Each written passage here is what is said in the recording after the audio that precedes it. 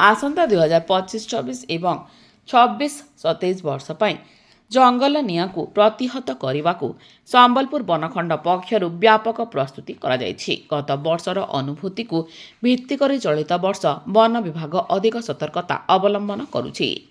ଚଳିତ ବର୍ଷ 579 kilometre ଦୈର୍ଘ୍ୟର fire line maintenance କରିବାକୁ ଲକ୍ଷ୍ୟ ଧାର୍ଯ୍ୟ କରାଯାଇଥିବା ବେଳେ ଏବେ ସୁଦ୍ଧା 250 କିଲୋମିଟର କାର୍ଯ୍ୟ ଶେଷ ହୋଇଛି।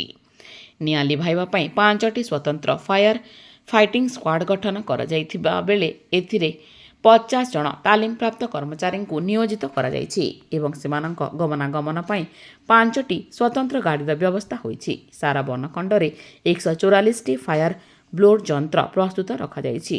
ଜଙ୍ଗଲ ନିକଟବର୍ତ୍ତୀ ପ୍ରାୟ ବିଶେଷ କରି ମହୁଆ ଫୁଲ ସଂଗ୍ରହ ସମୟରେ ଯେପରି ନିଆଁ ନ ଲାଗେ ସେଥିପାଇଁ ମହୁଆ ଗଛଗୁଡ଼ିକୁ ସଫା କରି କଣ୍ଟ୍ରୋଲ ବର୍ଣ୍ଣିଂ କରାଯାଉଛି। ଜଙ୍ଗଲ ଭିତରେ ନଜର ରଖିବା ପାଇଁ ମଚାନ ବ୍ୟବସ୍ଥା କରାଯିବା ସହ 24 ଘଣ୍ଟିଆ କଣ୍ଟ୍ରୋଲ ରୁମ୍ କାର୍ଯ୍ୟକ୍ଷମ ହୋଇଛି।